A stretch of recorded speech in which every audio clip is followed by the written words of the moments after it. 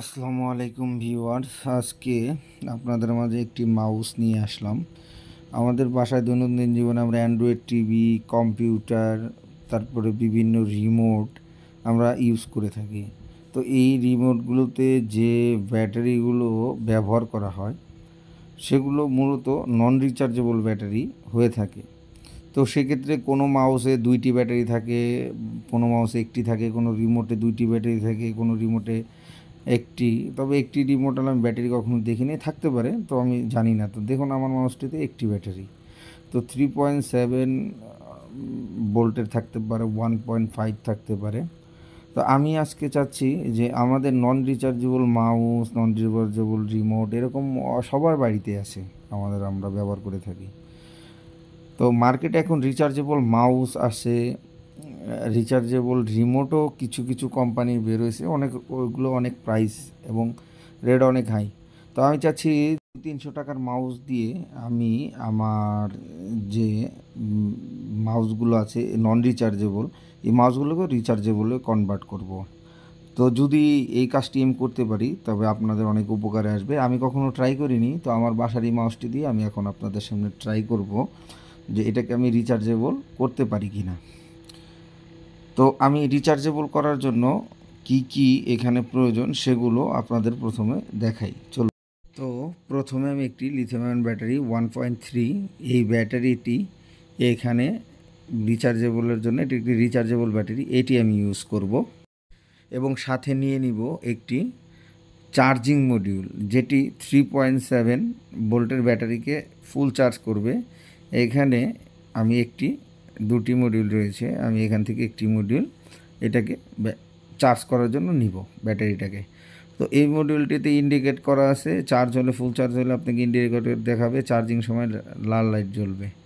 তো চলুন, এটার ভিতরে আগে স্পেস আছে কি না আমি সেটা জানি না, এটার ভিতরে এই মডিউলটি আমি বসাতে পারবো কি না।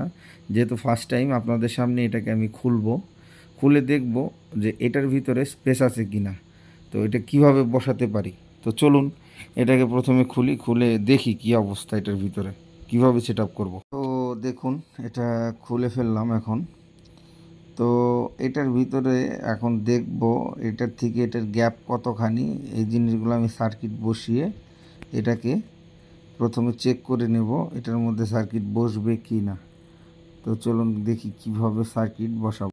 তো এখন আমি এখানে তারগুলো সংযোগ করব ব্যাটারির সাথে, চার্জিং মডিউলের সাথে। দেখুন এখানে স্প্রিং, যে পাশে পজিটিভ, এই বোর্ডের গায়ে লেখা আছে পজিটিভ টার্মিনালে লাল তার দিচ্ছি সোল্ডারিং করে, আর হচ্ছে যে প্রান্তে নেগেটিভ তার ওইখানে আমি ব্ল্যাক তারটা ইউজ করব নেগেটিভ টার্মিনালে।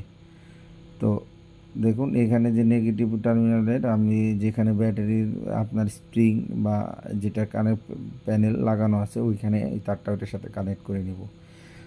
তো কানেক্ট করা, দেখুন আমি এটা কানেক্ট করে নিচ্ছি। এবার আমি সার্কিটটা এটার সাথে কানেক্ট করে নিচ্ছি। দেখুন এইখানে সার্কিটের গায়ে আপনার ব্যাটারি প্লাস এবং ব্যাটারি মাইনাস সুন্দরভাবে দেওয়া আছে, আপনারা অবশ্যই লক্ষ্য রেখে আপনার পজিটিভ টার্মিনালে রেড এবং নেগেটিভ টার্মিনালে ব্ল্যাক কানেকশান করে নেবেন। তো এখন হচ্ছে আমি এটাকে এইখানকার বডিতে বসিয়ে নিব সার্কিটটি এটার ভিতরে। তো চলুন কিভাবে বসাই সেটা আপনাদের মাঝে দেখাবো এখন। তো চার্জিং হচ্ছে কি না সেটা আমরা একটু চেক দিয়ে নিই, যে দেখুন এখানে চার্জ হচ্ছে কি না সেটা একটু দেখুন। আমি এখানে প্লাগিংটা ইন করে নিই, দেখুন এই যে এখানে ব্লিং রেড এলইডি জ্বলছে, তার মানে ব্যাটারি চার্জ নিচ্ছে, ঠিক আছে।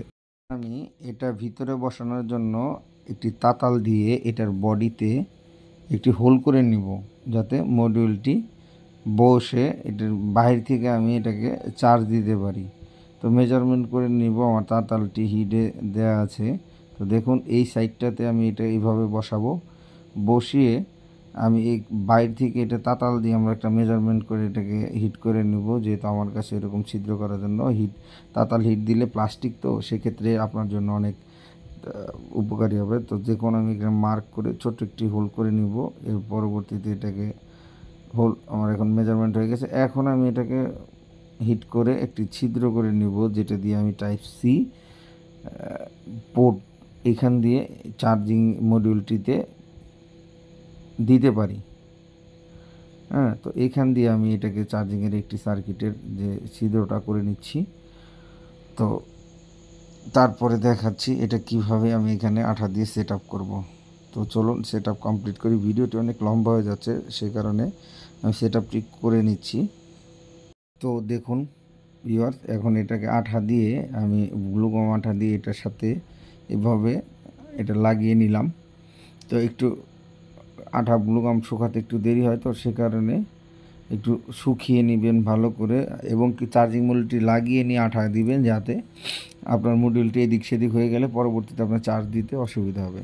তো চলুন এটা ফিটিং করে দেখাই এটা কতটুকু কাজের হলো, কাজ করে নাকি সে সম্বন্ধে আপনাদের প্র্যাকটিক্যালি দেখাচ্ছি। তো চলুন দেখি আমার টিভিতে গিয়ে এটা আদে এখন কাজ করে কি না, আর কতটুকু চার্জ হয়, কী আসা বিষয় আপনাদের বিস্তারিত বলতেছি। ভিউয়ার্স দেখুন, এইটা হচ্ছে আমার মাউস, চার্জিং অবস্থায় আছে, চার্জিং করে নিয়েছি। এই দেখুন আমার মাউসটি এখন ওয়ার্ক করছে। আশা করি আপনারা বুঝতেই পারছেন এটি কোনো ফেক ভিডিও না, আমি এই কাজটিতে সাকসেস হয়েছি। আপনারাও বিভিন্ন কাজে এই নন রিচার্জেবল মাউস, এবং আমার বাসায় একটি রিমোট আছে, সেটাও আমি রিচার্জেবল করে আপনাদের দেখাবো এই রিমোটটা। তো ঠিক আছে, ভালো থাকবেন, সুস্থ থাকবেন ইনশাল্লাহ। ভিডিওটি ভালো লাগলে লাইক কমেন্ট শেয়ার করবেন। দেখা হবে নেক্সট কোনো ভিডিওতে, নেক্সট কোনো টপিক নিয়ে, যেটি আপনাদের কোনো কাজে আসবে আমার এই টপিকগুলো। আল্লাহ হাফেজ, ভালো থাকবেন, সুস্থ থাকবেন।